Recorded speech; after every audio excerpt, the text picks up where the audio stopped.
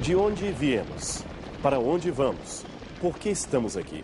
Há milênios, essas perguntas intrigam a humanidade e antes de temer as possíveis respostas ou se angustiar pela ausência de algumas delas, devemos entender que perguntar é um dom, uma arte que só o ser humano possui em meio a todos os seres que vivem nesse planeta.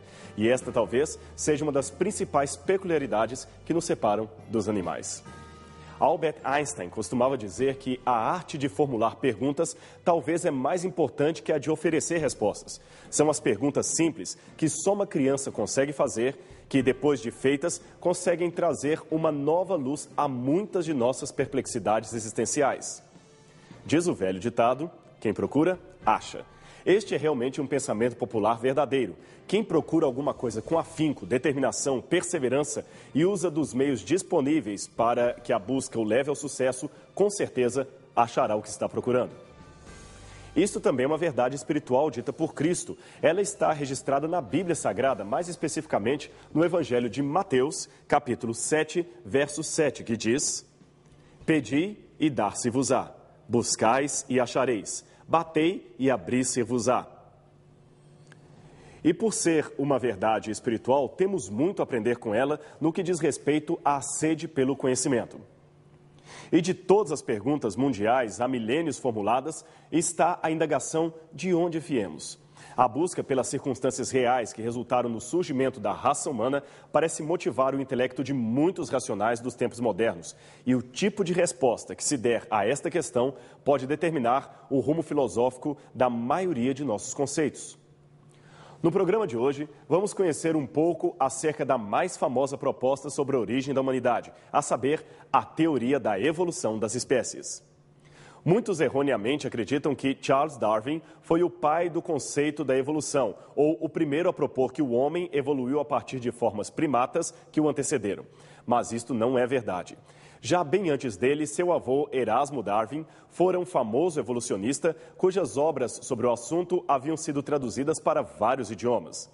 Na verdade, é possível encontrar sugestões da ideia evolucionista já nos monumentos gregos, babilônicos e egípcios da antiguidade. 4 séculos antes do nascimento de Cristo, o filósofo grego Empédocles supôs que o universo estava em estado de desenvolvimento gradual, afetando tanto a seres vivos quanto a matéria inanimada. Acreditando numa espécie de naturalismo pré-socrático, ele esboçou o que podemos citar como sendo os primeiros passos rumo ao futuro pensamento teórico evolucionista. Sobrevivente é aquele que está melhor capacitado. E isto foi aproximadamente 2.460 anos antes de Darwin. Até a segunda metade do século XVIII, a maioria das pessoas consideravam que as espécies, uma vez surgidas, se mantiveram inalteradas ao longo do tempo, ou seja, nunca se modificaram desde a criação do mundo até os dias de hoje. Para os que criam na Bíblia, isso equivalia a dizer que os animais estão hoje na exata forma e variedade que tinham quando Deus os criou no Jardim do Éden, que não sofreram qualquer alteração ao longo dos anos. Essa conclusão era o resultado de uma leitura errônea de Gênesis, capítulo 1, verso 12, que diz que quando Deus criou cada animal, o fez segundo a sua espécie. Para eles, isso significava inalterabilidade dentro da espécie, e sendo assim, qualquer ideia de mudança, por exemplo, de um urso original, cuja espécie se adaptou, fazendo surgir novos tipos de urso panda, polar, etc., seria contrária à palavra de Deus. Mas o fato é que a Bíblia, em canto algum, nega a possibilidade de variação dentro das espécies. Esta interpretação é chamada de hipótese fixista e ela é hoje descartada pela maioria dos especialistas em biologia do mundo inteiro. Mas, naquela época, era largamente aceita. A partir, porém, do começo do século XIX, alguns especialistas passaram a defender a ideia de uma hipótese evolucionista ou transformista que considera as espécies atuais como resultado de lentas e sucessivas transformações sofridas ao longo de suas gerações. E cabe aqui um esclarecimento. O conceito de espécie é bastante complexo até hoje entre os biólogos e naturalistas. Por mais de 2 séculos, eles buscaram um consenso que até hoje não parece ter sido atingido. A definição pode parecer simples, mas não é. A princípio, um pardal é diferente de um cachorro e um gato é diferente de um peixe. Por isso dizemos que são de espécies diferentes. Mas quando a diferença é entre um urso polar e um urso asiático, a coisa se torna mais complicada. Como diferenciar, então, um pinguim real de um pinguim marroquino? Ou ainda, de um lince canadense e um lince europeu? Seriam esses animais da mesma espécie, do mesmo gênero ou apenas da mesma família? O problema é que alguns biólogos veem diferenças importantes entre esses animais, o que desaprovaria dizer que são da mesma espécie. Outros, porém, não veem diferença alguma. Assim, para se evitar maiores celeumas, as espécies são definidas apenas com base nas suas características físicas e também na sua capacidade de reprodução, é o que é chamado de isolamento reprodutivo. E isso tem uma implicação muito importante. É que, embora a Terra esteja repleta de espécies que se interagem de inúmeras maneiras, elas estão biologicamente separadas umas das outras. E esta é uma boa argumentação contra a origem comum das espécies defendida pelo evolucionismo. Deus já criou as ordens separadas, mas com capacidade de produzirem alterações entre si. Em meados do quarto século a.C., Aristóteles já havia cunhado uma teoria que ele mesmo chamava de a escada da natureza. Na sua base estariam os seres inanimados. Em seguida viriam as formas mais baixas ou imperfeitas, como plantas, flores e medusas. Acima estariam os organismos mais elevados, como peixes e baleias. Depois viriam os pássaros, os mamíferos e, por último, no topo, o homem. Essa escada de Aristóteles influenciou o pensamento ocidental até por volta de 1800. Havia, porém, algo que os seguidores da teoria de Darwin nunca iriam aceitar. É que, para Aristóteles, na escada natural, cada coisa era fixa firmemente no seu lugar, não havendo possibilidade alguma para permutas de um degrau para o outro. Assim, durante a segunda metade do século XVIII, começaram a surgir as primeiras ideias transformistas, contrariando aqueles dogmas essencialistas e fixistas que dominavam firmemente o pensamento ocidental há muitas gerações. O centro da polêmica deixou de ser o fato de existir ou não a evolução, passando a ser o mecanismo dessa evolução. Duas novas áreas de conhecimento vieram revolucionar a visão da ciência relativamente ao mecanismo de transformação ou de formação das espécies. A primeira seria a sistemática, que procuraria organizar as formas em grupos aproximadamente específicos. E a segunda, um novo conceito de espécie que advogava a possibilidade antifixista de uma espécie vir lentamente se modificando ao longo dos anos até chegar a esta forma final que conhecemos. Foi tão extraordinário o desenvolvimento científico do século XVIII que o botânico sueco Carl von Linné estabeleceu um sistema hierárquico de classificação dos organismos que ainda hoje é usado. Seu imenso catálogo, denominado Sistema da Natureza, começou como um pequeno folheto e, depois de anos de estudo, passou a compor vários volumes. O curioso é que Linné era um crente fervoroso das Escrituras e, originalmente, seus estudos eram uma tentativa de refletir o plano divino da criação e demonstrar a organização de Deus. Porém, ao ser lido por outros, os seus conceitos passaram a ter outro viés: permitir aos cientistas identificar semelhanças e diferenças entre os seres vivos, deduzindo a partir disto que haveria uma possível origem comum a todos eles, o que forneceu terreno fértil para as futuras ideias evolucionistas. Mas, na concepção de Linné, a semelhança vista, por exemplo, entre algumas flores, não significava parentesco, mas estilo. Elas eram semelhantes porque refletiam o estilo artístico do próprio Deus. O problema é que seu conceito, embora verdadeiro, acabou reforçando a errônea ideia do fixismo. Apresentando um novo conceito de espécie, o pesquisador Georges Louis Leclerc, conde de Buffon, acreditava que poderiam haver variações dentro de uma mesma espécie. Sua monumental enciclopédia ilustrada, chamada História Natural, chegou a ter 44 volumes, e ela continha algumas das primeiras especulações evolucionistas. Os 3 primeiros volumes saíram em 1794. Quando Buffon morreu, mais de 32 volumes já haviam sido publicados. Os 9 últimos saíram apenas após a sua morte.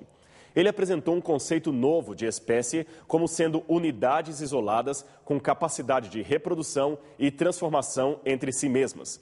No 4º volume de sua obra, ele especulou abertamente sobre a possibilidade de espécies muito similares terem se originado de um mesmo ancestral. O próximo passo nessa jornada foi o desenvolvimento da paleontologia. Afinal, não raro havia o achado de fósseis, tanto por especialistas quanto por leigos. E esses estranhos animais encrostados em pedra sempre intrigaram as pessoas e também foram sempre envolvidos em mistérios. Na Idade Média, pensou-se que eram restos de dragões, obras de demônios ou um tipo de seres vivos criados por alguma força do inferno para enganar os homens. No século XVIII, porém, o estudo desses animais em pedra, reconhecidos então como fósseis, tomou ares de maior cientificismo e revelou a presença de espécies distintas em cada extrato geológico, espécies que não existiam na atualidade, contrariando assim a imutabilidade defendida pelo fixismo e abrindo margem para uma grande extinção em massa ocorrido em algum canto do passado. Em 1799, o naturalista Georges Cuvier, que também confessava crer no relato contido nas Escrituras, tomou a história bíblica do dilúvio como base para propor uma nova teoria, a hipótese do catastrofismo, que considerava o dilúvio bíblico como uma ocorrência múltipla e localizada. Para ele, foi uma série de cataclismos locais sucessivos, tais como glaciações, dilúvios, terremotos, etc., que teriam aniquilado as formas de vida pré-existentes em determinadas zonas geológicas, sobrevivendo a cada um desses cataclismos um novo povoamento com novas espécies vindas de outros locais. Deste modo, ele explicava a descontinuidade entre os estratos geológicos. Seguidores de Cuvier levaram sua teoria ao extremo ao acreditarem numa espécie de sequência de catástrofes globais que teriam destruído a totalidade das espécies da Terra, sendo depois repostas por novos atos da criação divina. Essa teoria, portanto, tenta encontrar um meio termo entre o fixismo, que considera correto, e as evidências fósseis encontradas. É uma ideia também bastante equivocada, que precisou ser revista, mas merece ser mencionada devido ao seu destaque na história do evolucionismo. Em 1809, o biólogo francês Jean-Baptiste Lamarck propôs uma hipótese sobre a evolução dos seres, onde argumentava que fatores ambientais novos podiam provocar o surgimento de modificações nos seres vivos que aumentavam a sua capacidade de adaptação e podiam ser transmitidas às gerações futuras. Ele era contra o fixismo e a sua teoria pode ser resumida em 4 pontos básicos. Primeiro, os seres vivos têm uma tendência natural para o progresso. Segundo, a evolução ocorre por sucessivas transformações em seus órgãos. Tais alterações acontecem pelo uso ou desuso do órgão. O uso constante do órgão se daria por necessidade do indivíduo adaptar-se ao meio ambiente. Terceiro, as formas de vida existentes se originavam de matéria não viva, numa forma bem simples, e gradualmente progrediam para uma forma ainda mais complexa. E quarto, os animais podiam transmitir aos seus filhotes as características úteis desenvolvidas durante o curso de sua vida. Lamarck ensinava que existe nos seres vivos um sistema nervoso, um fluido que age assim. Quando o animal usava demais uma parte do corpo, esse fluido aumentava o seu tamanho e passava para os descendentes. Se não usasse, esse fluido atrofiava o membro. Por exemplo, as girafas, de tanto esticarem o pescoço para comer frutos em árvores mais altas, ficaram daquele jeito. Do mesmo modo, temos os galináceos, cujas asas não servem para voar muito alto. Porém, mais tarde, essa teoria lamarquista foi refutada pela comunidade científica através de numerosos experimentos, como o de Weizmann, na segunda metade do século XIX, que consistiu em cortar o rabo de ratos por 20 gerações sucessivas. Weizmann demonstrou que a característica adquirida, ausência de rabo, não era transmitida aos descendentes, pois todas as gerações de ratos da experiência continuavam nascendo com os rabos tão longos como os da primeira geração. Desde 1930 que a sua teoria está oficialmente descartada na comunidade científica, embora recentemente haja alguns que tentem reviver as suas ideias. As ideias de Lamarck, contudo, não devem ser confundidas com alterações genotípicas ou fenotípicas que os biólogos hoje defendem. Por ora, basta dizer que a compreensão criacionista de algumas modificações genéticas assinala que talvez existam possibilidades de variação já presentes no DNA original. Portanto, não foi uma legítima mutação da espécie, mas antes o desenvolvimento de uma possibilidade já presente na matriz. E quanto ao famoso Charles Darwin? Bem, a sua contribuição para a teoria do evolucionismo foi significativamente marcante devido aos seus argumentos apresentados em 1859 na obra inicialmente intitulada Sobre a Origem das Espécies, onde propôs que as modificações adaptativas das espécies são determinadas pelo mecanismo da seleção natural, ou seja, da sobrevivência dos mais aptos, termo este criado por Herbert Spencer e citado a partir da 5ª edição da obra. Era esse processo que resultava no surgimento de novas espécies e na extinção de outras. A teoria evolucionista de Darwin, ou darwinismo, causou grande impacto na sociedade inglesa e americana. E, apesar da falta de provas conclusivas e também de alguns questionamentos teóricos, ela foi aceita como a melhor explicação para a origem de inúmeras espécies de organismos vivos que hoje conhecemos. Curioso é notar que nos seus 2 livros, A Origem das Espécies e A Origem do Homem, Darwin usou pelo menos umas 800 vezes a frase "podemos supor que", "é provável" ou sentenças semelhantes. Como se vê, a falta de evidências impedia-o de ser categórico em suas afirmações, embora, em alguns casos, mesmo a falta de evidências e a contrariedade do senso comum não o impediram de afirmar a sua nova teoria. Veja, por exemplo, essa sua declaração publicada no 6º capítulo de Origem das Espécies. Parece absurdo ou impossível, eu o reconheço, supor que a seleção natural pudesse formar a visão com todas as inimitáveis disposições que permitem ajustar o foco a diversas distâncias, admitir uma quantidade variável de luz e corrigir as aberrações esféricas cromáticas. Quando se afirmou pela primeira vez que o Sol é imóvel e a Terra gira em torno dele, o senso comum da humanidade declarou falsa a doutrina. Mas sabe-se que o velho ditado, vox populi, vox dei, não se admite em matéria científica. Mas também não se admite em matéria científica suposições que não se tenham como provar ou, no mínimo, evidenciar para uma boa hipótese de trabalho. Note que, noutra parte do livro, Darwin mesmo admitiu que a sua teoria podia ser invalidada. Veja este outro trecho que ele mesmo escreveu. Se pudesse ser demonstrado que existiu algum órgão complexo que não pudesse ter sido formado por modificações leves, sucessivas ou numerosas, minha teoria estaria completamente destruída. Observe que Darwin pediu apenas que se mostrasse um órgão. Em sua época, só havia microscópio óptico e não era possível se conhecer toda a complexidade do olho, do ouvido, do cérebro e dos sistemas do corpo humano. Embora Darwin tenha pedido apenas um órgão complexo para mostrar-lhe a impossibilidade de sua teoria, existem vários. Todos os órgãos são complexos. Bastaria mostrar-lhe uma célula. Mas vamos voltar um pouco na história e descobrir como Darwin teve o seu insight acerca da evolução das espécies. Foi nessa escola em Edimburgo que Darwin começou seus estudos de medicina no ano de 1825, com apenas 16 anos de idade. Abandonando o curso, transferiu-se para Cambridge, onde iniciou o estudo de teologia, conforme o desejo do pai. Em 1831, abandonando mais uma vez a carreira estudantil, Darwin entrou a bordo do navio HMS Beagle e partiu para uma expedição de naturalistas numa viagem de estudo em alguns países da América do Sul, notadamente o Brasil e as ilhas do Pacífico. Foram 5 anos de excursão a bordo do navio e Darwin tinha em torno de 22 anos. Durante todo o trajeto, ele fez observações e coletou espécimes. Nas Ilhas Galápagos, próximas ao Equador, ele observou que algumas espécies de pássaros tinham o bico mais afiado que outras. Ao invés de compartilharem os mesmos animais, cada ilha de Galápagos parecia ter as suas espécies particulares, próprias de sua flora e fauna. Havia, por exemplo, mais de 12 tipos de tentilhões.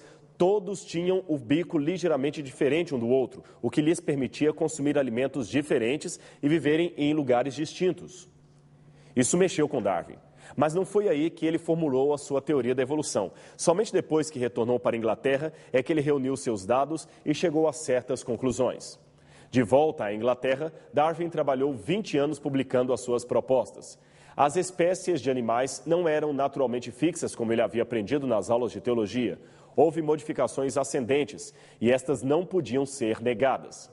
Sendo um observador, Darwin percebeu que os criadores de pombo de corrida haviam criado raças melhoradas de pombos a partir de cruzamentos. E na natureza ocorreu o mesmo. Mas quem ou que provocou esses cruzamentos? A resposta veio quando Darwin leu o ensaio do economista britânico Thomas Robert Malthus, publicado em 1798 e intitulado Ensaio sobre o Princípio da População. Neste livro, Malthus dizia que o crescimento da população humana se dá em progressão geométrica, enquanto a produção de alimentos cresce somente em progressão aritmética, isto é, bem inferior ao crescimento da primeira. Logo, esse aumento desproporcional da população em relação aos meios de subsistência tenderia à fome mundial, que traria uma luta frenética pela sobrevivência.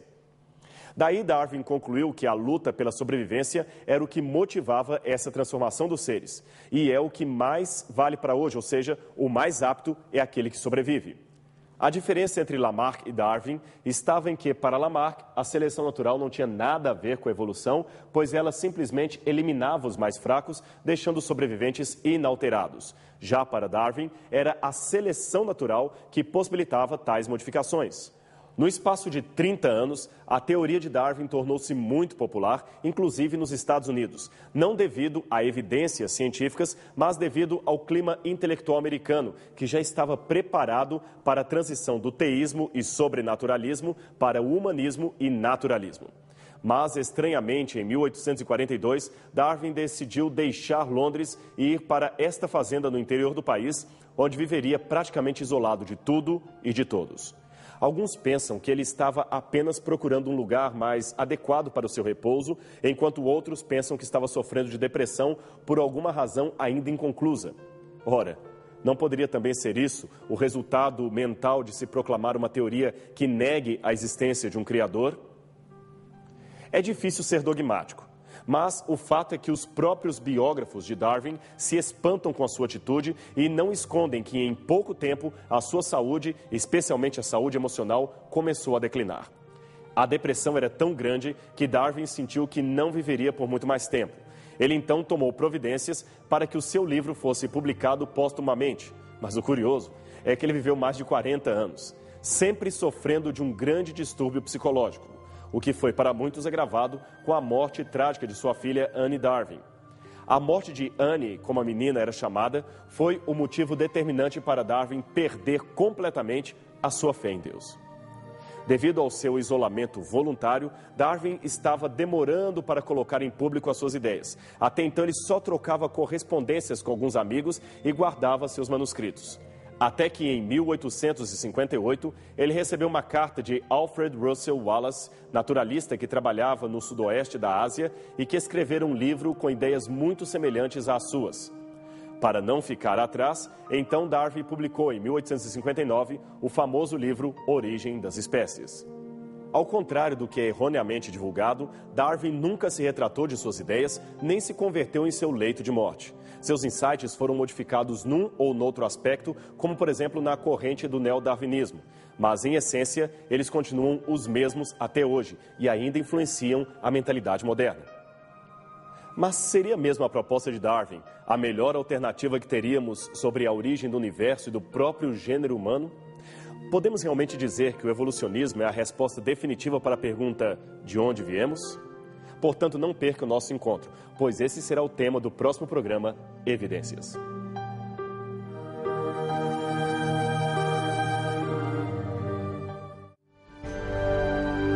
Este programa tem o apoio cultural do NASP, Centro Universitário Adventista de São Paulo, em parceria com a TV Novo Tempo.